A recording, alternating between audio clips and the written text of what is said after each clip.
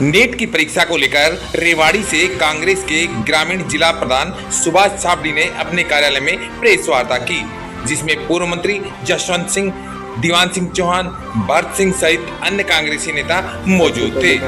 इस दौरान उन्होंने भाजपा पर निशाना साधते हुए बार बार हो रहे पेपर लीक को लेकर आवाज उठाई। पत्रकारों से बातचीत करते हुए सुभाष छाबड़ी ने कहा कि वो था कि जो नीट पेपर लीक जो चल रहा है, तो उसके अंदर बीजेपी वाई लूटनी चाह रही है। तो मैं बताना चाहता हूं कि 12 साल के अंदर 90 बार पेपर लीक हुआ है, और पेपर जब लीक होता है तो 20 से 30 लाख रुपए उसकी पेपर की कीमत रखी जाती है लीक होने के बाद, और वो युवा साथियों से, युवा बच्चों से खिलवाड़ हो रहा है शिक्षा के ऊपर बहुत ही ज़्यादा। तो हमारे आदरणीय नेता राहुल गांधी जी,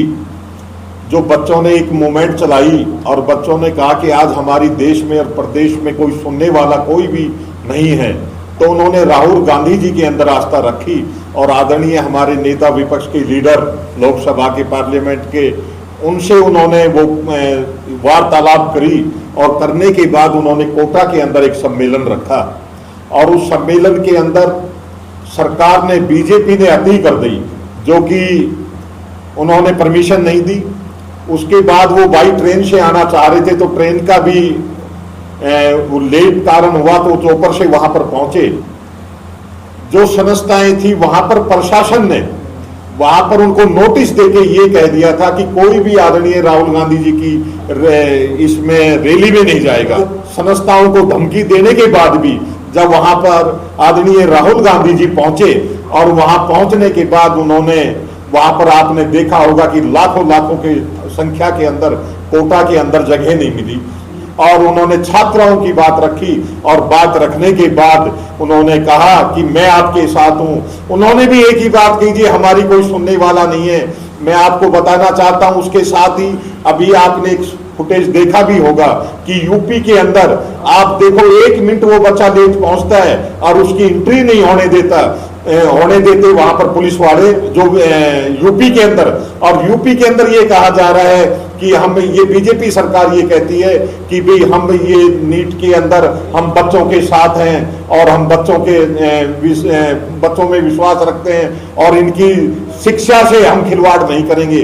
जो कि वहां पर न घुसने देने से 1 मिनट की लेट से उस लड़के ने वहां पर सुसाइड करा। आपने देखा होगा कि हिसार के अंदर हमारी बहन, हमारी बेटी, जिसने नीट की परीक्षा के अंदर अब ये होने के बाद उसने परसों सुसाइड कर लिया। तो मैं उसके बाद ये कहना चाहता हूं कि हमारी जो सरकार, आदरणीय राहुल गांधी जी, हमारे नेता जो तमिलनाडु के अंदर जो हमारी सरकार जो बनी हुई, हमारे सहयोग से बनी हुई है, तो आदरणीय राहुल गांधी जी ने वहां पर एक मैसेज दिया कि जहां जहां कांग्रेस शासित प्रदेशों में जो